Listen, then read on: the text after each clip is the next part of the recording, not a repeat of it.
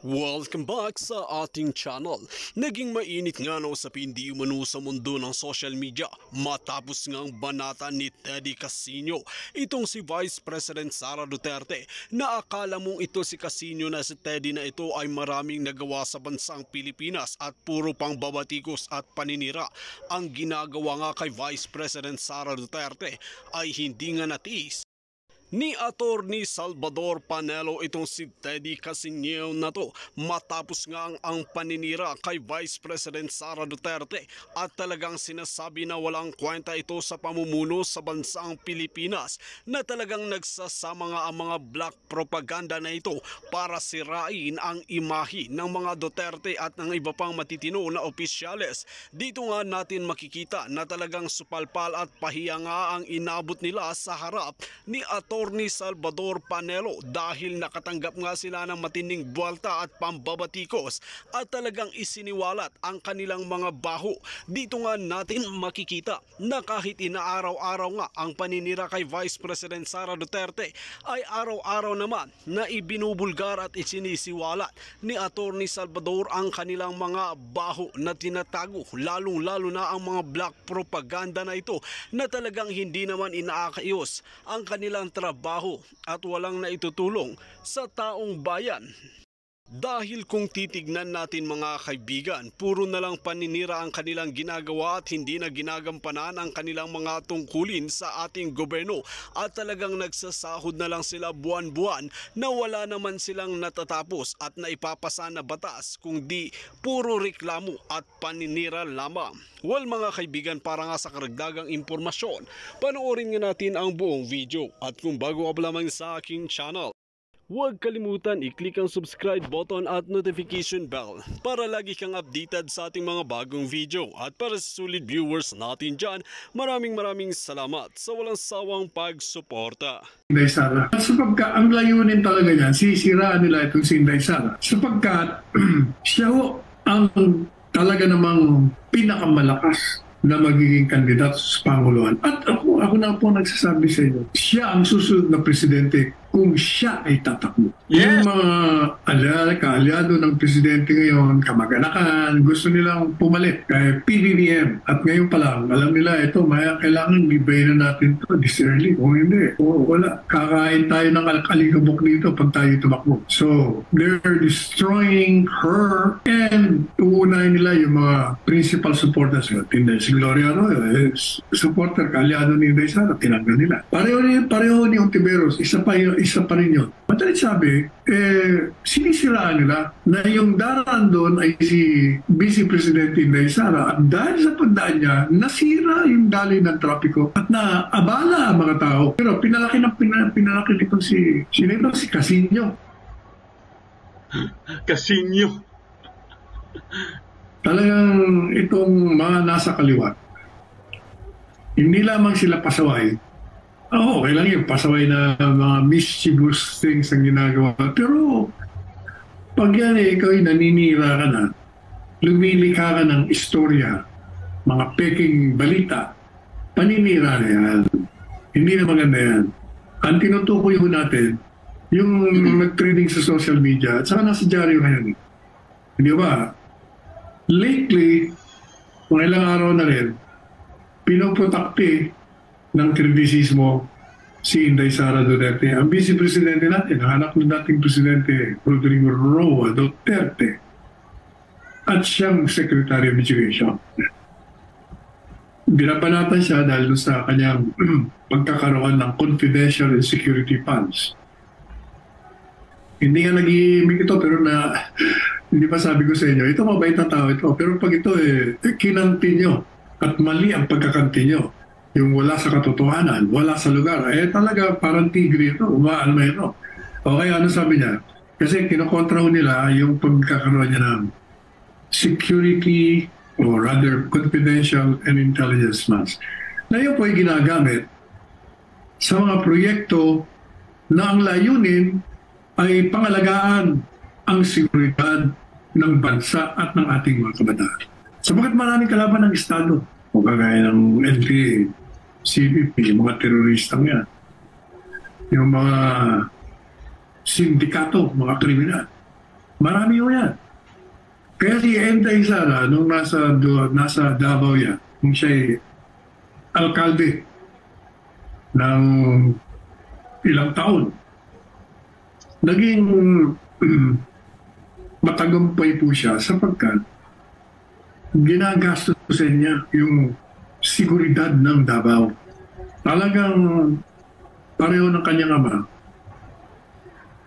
Nilipol niya yung mga terorista doon, mga NPA rebels doon, mga komunista doon, yung mga sindikato, mga elemento, mga kriminal. O kaya, yung kanyang steel doon, dinala niya rito sa national. At alam nyo, alam po niya yung confidential security or intelligence funds. Yun sana ay hindi na kailangan ng mga departamento kung ang security agencies natin ang supposed to be nangunguna sa pag-aalaga ng seguridad ng bansa.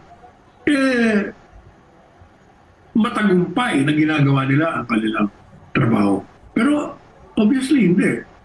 Kasi naglipa na. Naglipa na pa rin ang mga kalaban ng Estado. So, yung mga departamentong yan, alam nila ang kanilang teritoryo at alam nila kung anong mga sumisira sa kanilang departamento at sumisira doon sa constituency nila. O, ganyan si Inday Sara, alam niya, mga estudyante, mga bata, nagkakaroon ng mga human trafficking, kakaroon ng mga malalaswang pinapakita sa social media dahil sa gagawa ng mga walang iya. Kumisa, mga magulang dahil sa kahirapan, pumapaya. Itong mga ito, ginagawa ng paraan ni Inday Sara Duterte upang mapigil o yung halimbawa pagre-recruit ng mga bata ng mga komunista, ng mga rebelde, na tinatangal bangkay pag sumasama. Hindi ko naman maintindihan ng mga kabataan. At alam niyo, kami naging mga aktivista rin. Pero there comes a point in following an ideology that you realize that the ideology may have ideal goals. Pero kung kayo ay masusing nanunuri, pag nakita niyo yung inulingang pinaglalaban niyo upang makamit yun, ay gumagamit na ng mga kaparaanan na dadamay sa mga inosenteng tao, papatay, sisira ng mga ari-arian, at gustong ipabagsak ang gobyerno, dapat kayong mga kabataan na nire-recruit, makita nyo na ang kamalian. Hindi po pwedeng the end justify the means dahil maganda ang goal, kahit anong pamamaraan gagawin nyo, marating lamang yung objective. Hindi po pwede. Kailangan tayo po ay nasa isang sibilisadong lipunan kung saan namamahay yung tinatawag na rule of law. Yun ang pinatutupad natin. Kaya natin lagay niya para walang chaos, walang gulo. Pag yan nilabag natin, talagang may problema. Ang mga kalaban ng Estado gusto yan, guguluhin. Kaya itong si Inday Sara, tandaan niyo, si Inday Sara ay Vice Chairman ng NTF-ELCAC. At yan ay nilikha ni Presidente Duterte upang supuin ang paglawak ng mga NPA, CPP, NDF sa mga lugar na hindi inaabot ng serbisyo ng gobyerno. Yun ang kanilang concentration. Yung mga probinsya, mga barangay, sa mga malalayong lugar, na hindi na inaabot ng transportasyon. Naglalakad ang tao, walang dumarating na mga infrastructure. Yan ang ginagawa nilang pain, pinapain nila. na itong gobyerno nito, wala, hindi kayo iniintindi. Kailangan dito na kayo sa amin at tayo ang mananalo at iaahon natin ang inyong mga kalagayan. O yan, because of that, ang mga kagaya ni Inday Sara, kailangan nilang intelligence funds, lalo-lalo na. Kung sa pananaw nila, makikita naman po natin. Dahil kung yung security agencies involved in securing and protecting this country are failing, and how do you know that they are failing? Paano natin malaman kung bigo sila? Kung narariyan pa rin ng mga sindikatong kriminal, mga terorista, nakakapag-recruit pa rin, nakakapropaganda, ibig sabihin, it's a failure. O hindi po ba? So gagawin ng mga iba, doon sa mga teritoryo nila, magsasagawa sila ng mga programa, mga hakbangin na makakasira sa pagsulong naman ng mga advokasya nitong mga laban sa gobyerno. Ngayon, yan ang background na binabanatan si Inday Sara. At sapagkat ang layunin talaga yan, sisiraan nila itong si Inday Sara. Sapagkat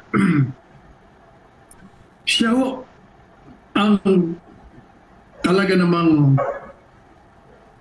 pinakamalakas na magiging kandidato sa Panguluhan. At ako na po nagsasabi sa inyo, siya ang susunod na presidente kung siya ay tatakbo. Katunayan, kung tumakbo siyang presidente, siya na ang presidente, bumaba lang Bumaba lang sa isang personal na dahilan.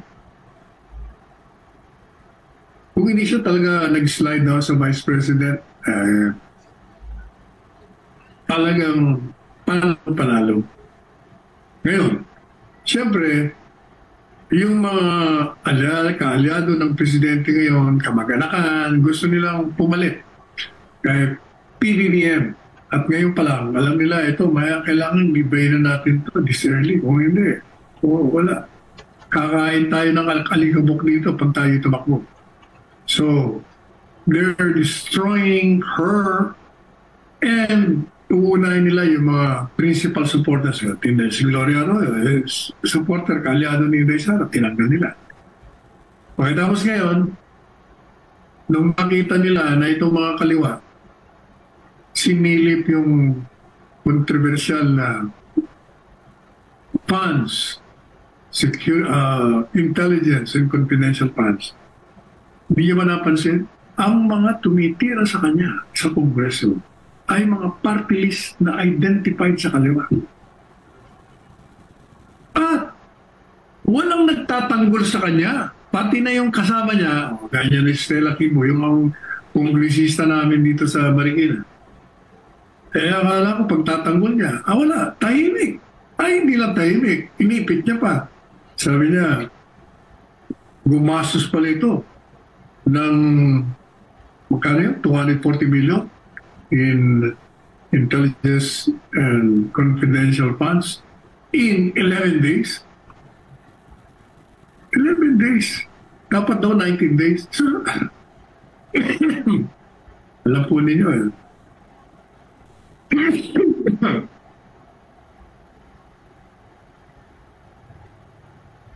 Panamasana ako dati dito kay Stella eh. Akala ko matalino. Alam niyo, mayroong mga matatalino hindi gumagamit ang sentido ko. Isa na ito. So at least parting ito. Pangalawa na ito, dahil ito palpak din siya sa Maharlika. Mali din yung mga diskarte niya ng Maharlika funds. Ito naman, intelligence funds, malay na naman siya. Para bang pilalabas niya, pareho ni Ontiveros, isa pa rin yun. Bakit daw gumasos ng 240 million in 11 days? Dapat daw 19 days.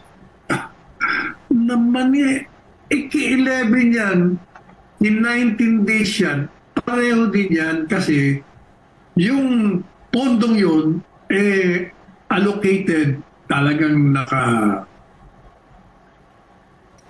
dyan sa proyekto na protektuhan mo ang seguridad ng bansa at ng iyong sinasakupan.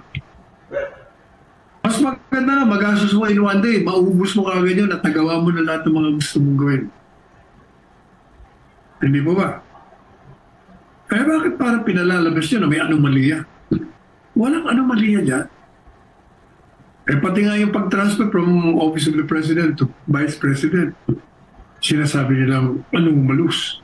Wala rin yung problema doon sapagkat yung pera ng executive, ng intelligence fund, inilipat lang ni Presidente. Kung mga may inutusan siya, si Inday Sara, gawin mo yan. Yung ating mga problema dyan sa madali sabi, same purpose eh. Ang mali, ang illegal, hindi not necessarily mali. Ang illegal, kasi nga may batas. Hindi ka pwede mag-transfer ng pondo na allocated for a particular purpose. Ako, alam nyo, ako bilang isang tao, bilang isang mamamayan, bilang isang abogado, hindi ako bilib. Hindi sa akin katanggap yung prinsipyo na porket yung pera ng isang departamento na hindi nagamit sa isang programa na ang pera ay nakalaan doon, ililipat niya doon sa kanya pa rin opisina at gagamitin niya sa ibang layunin. Ganun pa rin yun. You're spending the people's money for public purposes. Kaya mali ang prinsipyo niya. Dapat yan. Tanggalin na yan. At ang gusto ko nga pong mangyari dyan, yung bawat departamento, kung ano ang pangangailangan hinihingi nila sa budget, Office of Budget and Management, yung DBM, Department of Budget and Management.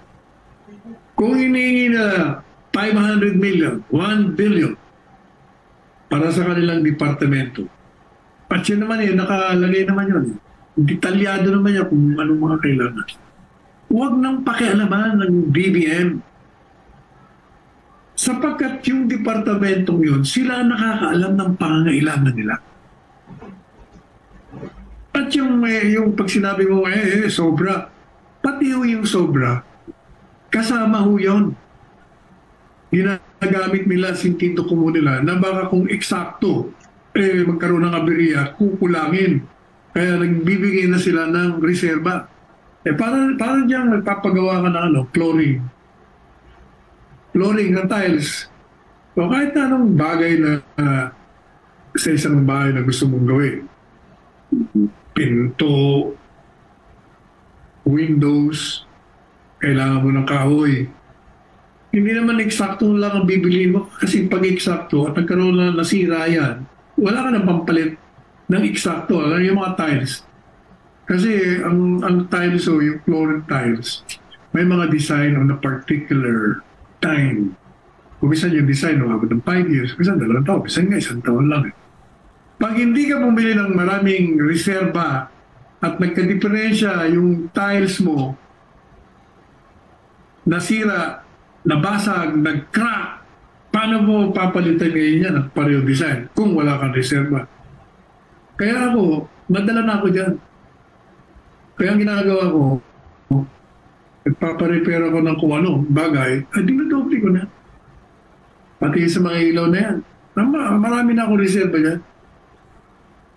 Para wala ka ng problema, mag-aarap ka, iba ng design, o hindi magandang tingnan. Ganon din yan sa paglikha ng budget, maglalagay ka ng reserve budget just in case kinulang kung baka mali yung estimate mo. Kasi labanan mo ng estimate yan. Hindi ka naman makaka-eksakto dyan. Kaya sabi ko, ibigay nyo na. Siguraduhin nyo lang na yung revenue ng gobyerno nakukuha natin sa pamamagitan ng police at kung ano-ano pa, tatama doon sa budget. At kung kulang, at meron tayong naiisip na pahihiraman, at talaga namang humihiram tayo ng taon-taon, gawin natin. At kung sa tingin natin, talagang sobrang-sobra naman, ay makikita mo naman talagang sobra. O edi, sabihin nyo dun sa, huwag kayong magtanggal. Sabihin nyo dun sa departamentong head, o Mr. Secretary, baka gusto mong i-review niya. Kasi baka sobra yan, baka mahirapan tayong pondohan yan. O, that's the time. But as far as I'm concerned, tanggalin na natin yung number one, kung ano yung hinihingi ng departamento, ibigay nyo. Kasi meron namang nag-audit sa kanila, ang COA. Tama. Ang Commission on Audit. So, huwag nyo nang pakialaman yung hindi nyo teritoryo. Teritoryo ng mga humihingi ng pondo yan. They know what they want, they know how to spend them, and they know how much they need for the expenditures. Pangalawa, ano pang gusto kong tanggalin? Yan nga ang sinasabing nagiging malversation, technical malversation ng tawag doon. Pag ang isang pera, budget allocated for a particular purpose, diba, para sa road, ginamit mo sa pagpapagawa ng building ng eskwelahan. Technical malversation yun, labag sa batas yun. Ayaw ko yun. Hindi dapat labag sa batas yun. Eh kung mas kailangan, wala ka ng pondo sa pagpapagawa ng school building at meron dito nakalaan sa road at nagawa mo na yung road, may sobra naman. At kahit na hindi mo pa nagagawa dahil mas kailangan ito, ilipat mo doon. Eh, nasa budget mo pa rin naman yung buong budget eh. O bakit kailangan? Hindi ko maintindihan kung sino nag-isip mo lawmaker na gumawa ng batas na gano'n. Hindi ba? Eh, ang problema kasi, siguro nagkaroon ng mga anomalya, mga corruption. Kaya ginawa nila. Pero mali. Hindi po ako kumbinsido. Ang tinutukoy ko nag-trending, yung napabalita na kahapon daw dyan sa, ayaw ko sa bandalugay dyan sa Quezon City, sa Commonwealth yata, nagkaroon daw ng traffic congestion na antala yung daloy ng trapiko. Dahil daw, kay Inday Sara. Tignan mo itong mga kawalang yan ng mga nasa kaliwa. Ito naman si, ang post daw nito sa kanyang Facebook o sa kanyang Twitter o sa Instagram niya ba kung sa nagpakita siya ng video na yung mga motorista yung nagagalit nahinto yung daloy ng trapiko kasi pinahinto dahil daw daraan ng isang VIP at tinukoy niya na ang daraan daw ng VIP ay si Inday Sara. Madalit sabi, sinisiraan nila na yung daraan doon ay si Vice President Inday Sara at dahil sa pagdaan niya, nasira yung daloy ng trapiko at naabala ang mga tao. At ninalanan niya na yung BP daw, si Inday Sara daw ang tao niya. Ito mga irresponsableng sinasadyang paninira kasi dapat tinatanong niyo muna yung kung binabalidate nyo bago kayo pumuna. Anong nangyari? Yung pala, una-una si Inday Sara wala dito sa Maynila kahapon. Saan nga ba siya? Pagadian ba? Basta wala ko siya dito sa nasa probinsya siya. At yung pulis, yung daw pulis, paliwanag ni General Marana sa isa kong program. Na-interview natin. In-interview niya na raw yung pulis na nagpatigil ng traffic. Kasi daw tinawagan daw siya at pahintuin mo muna yung traffic ko dahil may daraan na VIP. Ayan, dinig niya raw, BP. Nadaraan si BP. VIP, BP. Kaya kalala si Inday Sara. Kaya pinahinto. Pero hindi naman daw matagal, mga 2 minutes lang. Pero pinalaki nitong si Casino. So naman, I expect more from you. ang problema sa inyo eh. Sa takot nyo kay Inday Sara, kasi alam niyo itong mga kaliwa, takot ito sa mga Duterte eh. Kasi si Duterte gumiba sa kanila eh. Ngayon, pero mo kung si Inday Sara ang susunod na presidente, ganon. Baka mas matindi pa sa tatay niya ito. Oo, tama. Kaya ayaw nila yun, sinisiraan nila. So, biro niya yun, wala naman yung tao rito. Tapos, magpo-post ka ng video na nagkaroon ng traffic snarl or congestion or stoppage because daraan itong si Inday Sara na wala naman siya rito. O di ba paninira yun? Kaya dapat siya demanda. Rumor mongering ka eh. Ngayon, ako, mawalang galang na. Hindi ako believe. Hindi sa akin katanggap-tanggap na porket official ka, mataas ng official ka,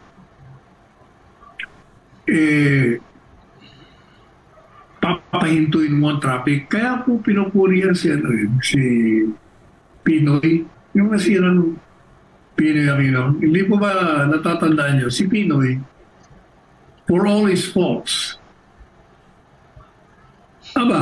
pagdating sa pagsunod sa trapiko, presidente ng bansa humihinto sa traffic lights. Pag red, stop siya. Wala siyang self-entitlement to a fault. Kasi pwede naman na presidente ka, nagmamadali ka palagi, saka security, wise. Kailangan talagang huwag kang hihinto sa traffic, baka mamaya inaambos ka na niya. Pero sa akin, kay presidente ka, vice-presidente ka, speaker ka, executive secretary ka, yung mga yung mga nakaraan, akala mo, may mga escort pa yan, may mga pulis pa, may mga hagad, ito yung mga kulang sa pansin. Palibasa, kung wala silang mga security, wala silang mga bodyguards, wala mga siren, hindi naman sila papansinan ng tao. Kasi ang pinapansin ng tao, yung mga magagaling na nakakatulong sa kanila at mga mabababa ang kalooban, hindi yung mga mayayabang. Kaya para sa akin, sumunod ka sa traffic, alam niyo kung bakit. Una-una, nagpapakitang mababa ang kalooban mo, humble ka. And the reason is because, one, kaya ka nga public servant eh. Public servant, you serve the public, not the public serving you. Bakit yung publiko tatanggalin mo yung traffic para ka lang makadaan? Ikaw dapat naninilbi sa amin. Dapat ayusin mo traffic para sa amin. Hindi yung titigil mo ang traffic. Hindi mo ba? Kaya sa akin dapat, kung ako ang presidente, wala yan. Tigil lahat yan. Tigil yung mga kalokohan yan. Kasi yung security sinasabi, hindi, for security purposes, baka maambos. No. Alam niyo, kung magaling kayo. Yung dadaanan yung rota, dapat secured na yun bago dumaan ang presidente o kung sino mang natatakot. Hindi po ba? Nasa preparasyon lang yan. Alam niyo kung ako ang intelligence officer, ayaw nga yung presidente na naka-uniform. Ayaw ko nga uniform. Gusto ko magpapalibot sa presidente o kung sino sinisecure nyo. Puro nakasibilyan. At nagkalat lang doon. Parang lalabas na wala siyang kasama pero anytime nandun to the rescue agad. Protective. Ang mahalaga, itong mga opisyalis natin, masubukan nila maramdaman nila, maranasan nila kung paano ang ordinaryong empleyado dyan sa trapiko ay nahihirapan dahil hindi magawa ng paraan ang traffic.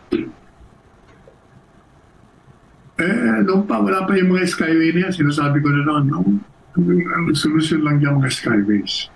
O tingnan nyo, nung ginawa ni Presidente Duterte yan, naibsan, malaking bagay din. Pero ngayon, napapansin ko, grabing traffic na naman. Kahapon, nagpunta lang ako ng BGC, napot akong 2 oras. Galing Quezon City. Talagang kung daming sasakyan. Saka kulang nga yung mga skyway, dagdagan pa.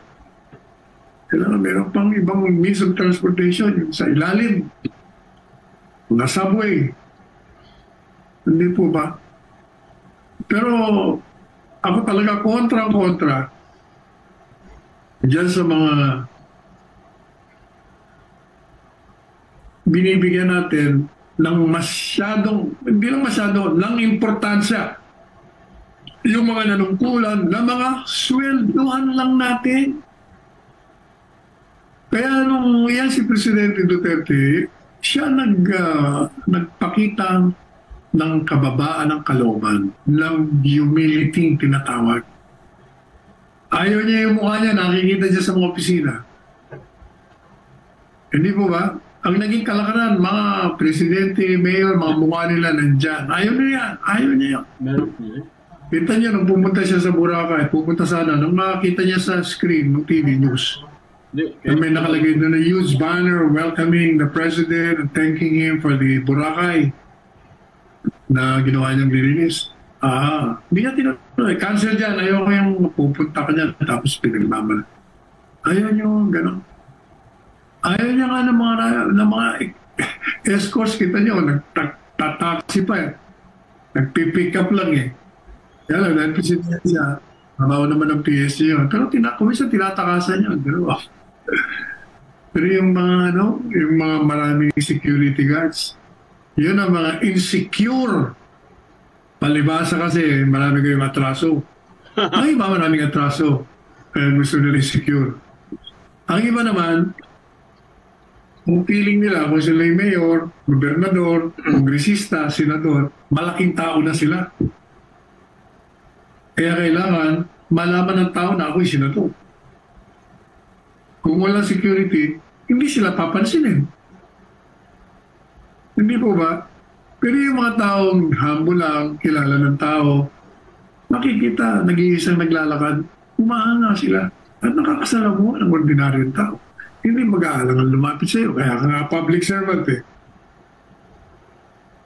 Ang mga iba naman, nag-uumpisa sa humble, pag nakaupo naman, ako, ubod ng yabang naman. Sumusobra naman. Lalo na yung mga may programa na sumikat sa mga programa nila. Akala nila, nandiyan pa sila sa telebisyon. At kung upakan nila yung mga iniimita niya sa kongreso, ganun-ganun na lang. Buti sana kung matatalino. Puro lang naman sigaw. Puro lang naman nyaw-nyaw. O hindi po ba? Kaya ako, mas mabuti yung mga humble na tao lang. Yan si Inday, napaka-humble yan. Mabait siya. Dito nga natin makikita kung gaano nga katalino si Atty. Salvador Panelo, lalong-lalo na sa paninila ng mga black propaganda na ito kay Vice President Sara Duterte na hindi naman nila ginagampanan ang kanilang tungkulin sa bansang Pilipinas. Kaya naman pahiya at supalpal ang inaabot ng mga pulpolitiko na ito nagganib sa kapangyarihan. Kung kayo ang tatanungin mga kaibigan, ano ang inyong mga opinion? Just comment below sa ating comment section at ating pag-uusapan.